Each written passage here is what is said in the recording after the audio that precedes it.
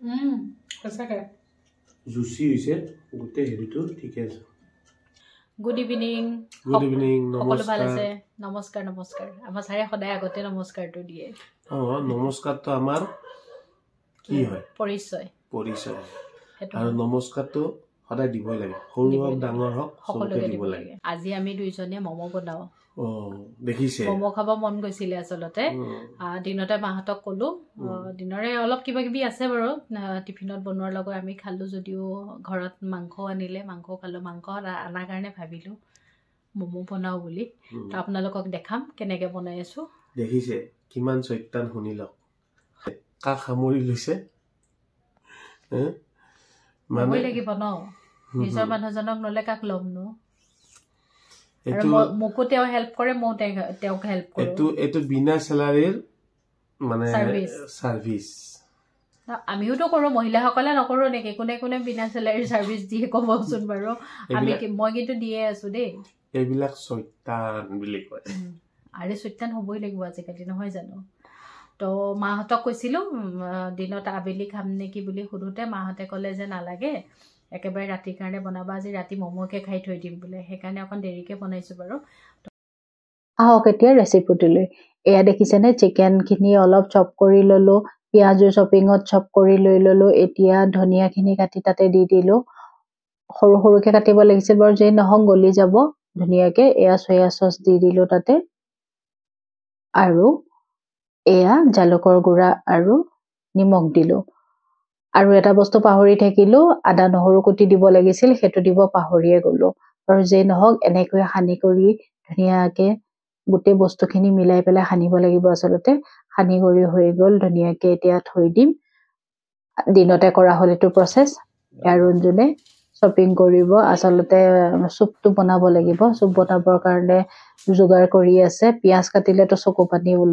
ওলোৱাৰ কাৰণে কিমান ডেফিনেশ্যন দিছে দেখিছে অত্যাচাৰ চলিছে কিবা কিবি মানে আৰু দুইজনে এনেকেই কৰি থাকোঁ ধেমালি ধুমুলাৰ মাজেৰে কামবোৰ বাৰু আৰু তাৰ মাজতে কিমানখন যুদ্ধ যায় সেইটোতো ঠিকেই নাইকিয়া ফিলিঙৰ কাৰণে বস্তু কমি গৈছিলে তাতে আৰু 4টামান পিঁয়াজ কাটি দি দিলোঁ কাৰণ ৰাতি ভাত নাখাওঁ বুলি ক'লে মাহঁতে খোৱাৰ কাৰণে এতিয়াতো 3টা বা 4টা ম'ম' খালেতো পেট নভৰিব যিয়ে নহওক নহয় জানো তো অকণমানতো খাবই লাগিব তো সেইকাৰণে 6টামানকৈ পৰাকৈ বনাইছিলোঁ তো দিনত আচলতে চপাৰত কৰিছিলোঁ আচলতে চপাৰত কৰিলে বস্তুটো বেছি মানে লেপথেপিয়া টাইপ হৈ যায় মানে পৰিমাণটো কমি যায় আঠা মানে চিপকি যায় গোটেই বস্তুখিনি তো অলপ কাটি কাটি দিব লাগিছিল আমাৰ দিয়া নহ'লে সেনেকৈ দি দিলোঁ তো সেনে যি হওক বাৰু এতিয়া ফিলিংখিনি ভৰাই আছোঁ আৰু এটা কথা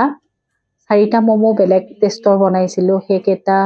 মানে কি হৈ গ'ল দেউতা আৰু মোৰ কাৰণে বনাইছিলোঁ কাৰণ তিল খোৱা মানুহ নাই তিলৰ পিঠা বনাবলৈ যেতিয়া আমি বস্তু যোগাৰ কৰিছিলোঁ বা তিল পিঠা বনাইছিলোঁ তাৰে অলপ ৰৈ গৈছিলে তিলৰ গুড়া তো সেই তিলৰ গুড়াখিনি ধুনীয়াকৈ মিঠৈৰ লগত মিলাই আমাৰ দুজনৰ কাৰণে 4টা ম'ম' এক্সট্ৰাকৈ বনাইছিলোঁ খাই কেনেকুৱা লাগে অকণ টেষ্ট কৰি চাওঁ বুলি কিন্তু ভালেই লাগিল দেই মই আগতে কৈয়ে দিলোঁ বাৰু যি কি নহওক সেয়া দেখিছেনে ধুনীয়াকৈ ফিলিংখিনি ভৰাই আছোঁ ৰঞ্জনে চুপখিনি ৰেডি কৰি আছে তাৰ মাজে মাজে আমাৰ কথা শুনা পাইছেই নহয় বিভিন্ন ধৰণৰ কথা ওলাইছে আৰু তেওঁৰ ওপৰত অত্যাচাৰ চলে কিবা কিবি ধেমালি কৰি আছোঁ আচলতে দুইজনে তো এনেকেই সময়খিনিও আমাৰ পাৰ হৈ যায় চুপতিৰ মাজত কিমান সময় পাৰ হৈ যায় গমেই নাপাওঁ নহয় জানো এনেকৈ লাহে ধীৰে যিকোনো কাম কৰি থাকিব পাৰিছোঁ এটা কাৰণে আমি অনলাইনটো কেইদিনমান বন্ধ হৈ আছে আমি খুলিম খুব সোনকালে খুলিম বাৰু তো কৰ্ম যেতিয়াতো কৰিবই লাগিব নহয় জানো কিবা ব্যস্ততাৰ কাৰণে আমি কৰিব পৰা নাই আৰু যিখিনি সময় পাওঁ সেই সময়খিনি এনেকেই কিবা কিবি কাম কৰি ব্যস্ত হৈ গুচি যাওঁ বাৰু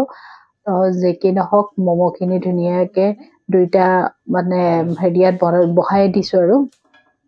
নামটো মোৰ মুখলৈ অহা নাই কাৰণে হেৰি বুলি ক'লোঁ দেই বেয়া নাপাব কিন্তু আপোনালোকে এয়া দেখিছেনে ধুনীয়াকৈ এইকেইখন বেলি লৈছোঁ প্ৰথমতে ৰঞ্জুনে বেলিছিল কিন্তু কি হৈ যায় আলমিল হৈ যায় বস্তুখিনি নিমিলিলে সমানত আচলতে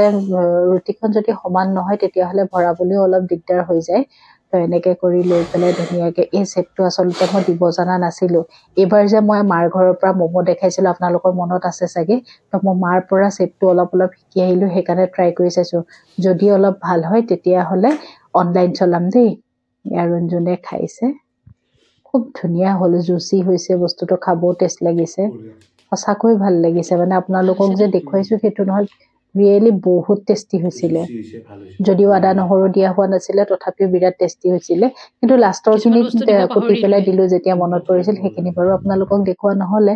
মাহঁত অহাৰ আগতে ৰঞ্জনক খাই চাব দিছিলোঁ আচলতে, আৰু তাতে মোকো এটা খুৱাই দিবলৈ দিলোঁ। সঁচাকৈ বিৰাট টেষ্টি হৈছিলে। এবাৰ আপোনালোকে আটাৰে বনাই খাই চাবচোন। ময়দা আজিকালি শৰীৰৰ কাৰণে বিৰাটেই ক্ষতিকাৰক হয়। তো আপোনালোকে যদি ভাবে যে এবাৰ ঘৰত ট্ৰাই কৰি চাওঁ, আপোনালোকে ট্ৰাই কৰি চাব পাৰে। বিৰাট হেল্ডি হয়। এইটো খালে আপোনালোকৰ হেল্থ ইছ্যু নহয়। যদি ময়দা দিয়ে তেতিয়াহ'লে হ'ব, সেইটো কিন্তু কওঁ। কিন্তু লাষ্টত নহয়, মাহঁতক যেতিয়া দিছিলোঁ মাহঁতেও খাই ভাল পালে। আপোনালোকৰ যদি আমাৰ ৰেচিপি ভাল লাগিছে আপোনালোকে ক'ব, আমি আৰু দিম দেই।